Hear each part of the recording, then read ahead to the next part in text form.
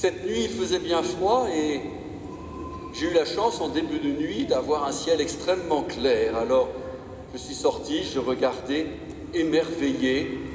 Alors, vous savez, les mauvais astronomes, ils ont un regard soit dans la globalité du ciel.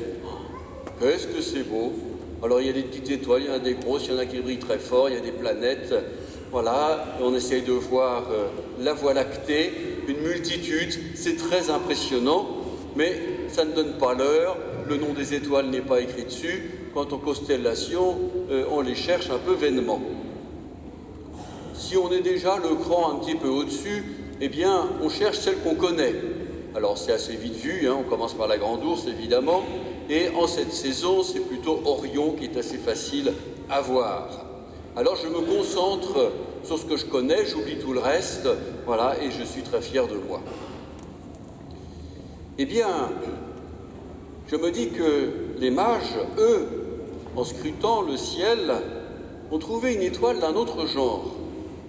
Ils ne se sont pas contentés de dire « Ah, ben la voilà, notre étoile », et d'oublier tout le reste du ciel. Non, cette étoile, elle était incluse dans leur quête, dans leur recherche.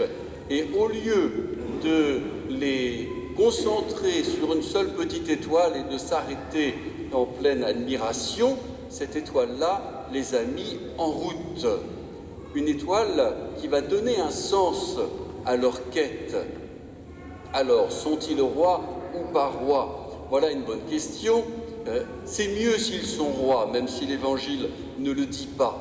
D'abord parce que c'est un cran au-dessus quand même, et puis parce que, eh bien, le roi, il est censé gouverner, donc donner du sens aux choses, du sens pour le peuple qui lui est confié. Donc, nécessairement, c'est mieux s'ils sont rois, parce qu'ils vont commencer à donner du sens à leur vie en quittant leur pays lointain. Et vous savez que cette tradition d'avoir 3 mages venant de 3 horizons différents, eh bien, nous montre cette quête du monde à la recherche de Dieu. Oui, ils se sont mis en marche pour gagner quelque chose de plus grand et de plus fort. Quand on est roi et qu'on a une couronne d'or sur la tête, peut-on rêver de quelque chose de plus grand? Eh bien, eux, oui. On pourrait dire que notre cher Saint-Louis, qui a sa couronne d'or sur la tête juste à côté de moi, eh bien, lui aussi a connu cette quête. Après avoir mis de l'ordre dans son royaume, à l'intérieur, après avoir battu les Anglais, eh bien, il s'est dit, maintenant le royaume est en paix, je confie les clés à ma mère, et moi, je pars pour une quête qui est plus urgente. Et il lève la croisade et part pour essayer de délivrer le tombeau du Christ. Parce que sa royauté ne l'a pas fixé juste sur le pays qu'il avait reçu à gérer. Il a su rester un fils de Dieu, se demandant où était sa place et quelle était sa mission. Et il s'est mis en route, comme les mages se sont mis en route. Alors, chers frères et sœurs, dans cette constellation qui marque notre vie, notre univers, eh bien, nous avons tous des points de repère. Nous avons tous des lieux qui nous paraissent évidents et que nous connaissons bien. Ce sont nos activités, nos engagements, nos talents. Pour un certain nombre d'entre vous, eh bien, c'est la famille que vous avez fondée, le foyer que vous avez créé. Ce sont des beaux points de repère. Mais il faut qu'ils nous mettent en route. Il ne faut pas que je reste béat d'admiration devant mon œuvre ou devant l'œuvre du Seigneur. Il faut aussi que je le mette au service du Seigneur ou à la recherche du Seigneur. Par la grâce du baptême, j'ai été configuré au Christ roi, donc chargé de gouverner ma propre vie et ce monde. Est-ce que mes activités aujourd'hui qui correspondent et qui emplissent une grande part de nos vies, souvent sous le terme de devoir d'État, et je pense à tous ceux et celles qui vont reprendre leur cartable demain avec joie et enthousiasme, et et plein d'efforts, eh bien, comment mon devoir d'État, la réalisation de mon devoir d'État, me met en route à la recherche du Christ. Oui, bien sûr, ce monde nous a été confié, et le travail que j'y accomplis, eh bien, contribue, alors à ma modeste part, évidemment, contribue, eh bien, à dominer ce monde et à y mettre de l'ordre, comme Dieu le Créateur avait commencé à mettre de l'ordre dans la création. Eh bien, moi aussi, je suis chargé de mettre de l'ordre dans ce monde et de mettre de l'ordre dans ma vie.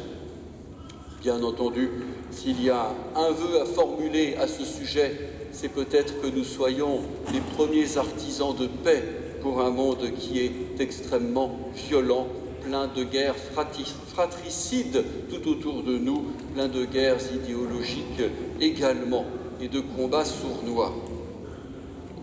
Nous avons été configurés au Christ roi pour gouverner ce monde. Nous sommes également configurés au Christ prophète pour annoncer.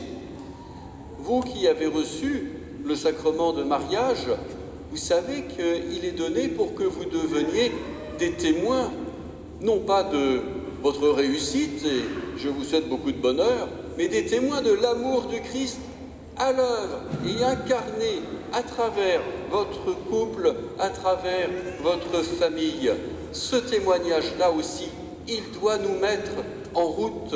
On ne peut pas se contenter de dire pour moi tout va bien, et puis j'essaye d'être un peu attentif aux autres et d'être gentil, de bien les aider.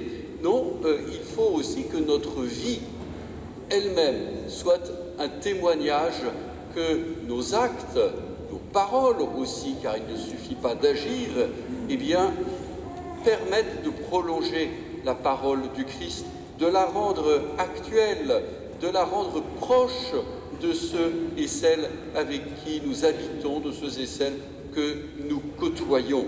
Voilà encore comment cette étoile du Christ m'invite à me mettre en route.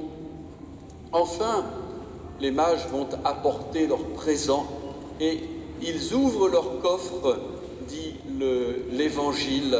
C'est-à-dire non seulement, ce n'est pas comme nous, quand on fait des cadeaux, nous on les emballe au contraire, avec un joli paquet, et attention, dans les schtroumpfs, le schtroumpf farceur aime bien faire des jolis paquets avec des jolis nœuds, mais dedans, il y a un truc qui explose. Voilà. Eh bien, les mages, eux, non, c'est pas comme ça qu'ils fonctionnent. Ils ouvrent leur coffret pour présenter ce qu'ils viennent offrir. Alors, de la même façon, nous avons été configurés au Christ prêtre, au Christ qui offre, qui intercède. C'est la dimension sacerdotale du peuple de Dieu.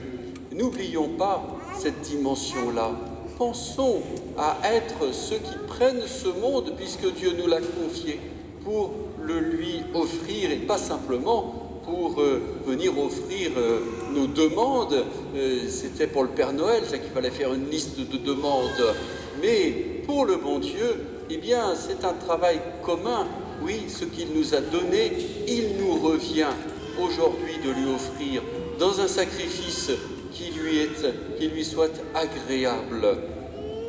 Offrir ce monde, c'est offrir notre travail, c'est offrir aussi tout ce que nous connaissons de souffrances, de difficultés, d'attentes. C'est aussi parfois offrir sa propre vie en témoignage.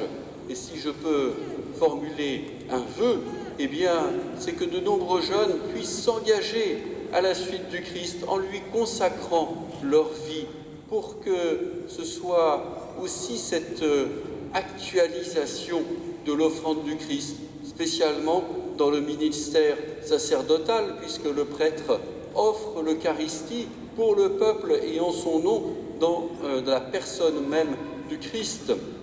Mais tous ceux et celles qui sont consacrés, chacun dans leur mission propre et dans leur état particulier, eh bien, contribuent profondément à être le signe que ce qui nous réunira, eh bien, c'est la vie du ciel, et c'est déjà cela que nous préparons. Alors, chers frères et sœurs, malheureusement, le ciel est tout gris, donc vous ne pourrez pas aller vérifier mes dires, mais espérons que cette nuit prochaine sera à nouveau belle et je vous invite à aller contempler l'étoile qui nous mettra en route. Amen.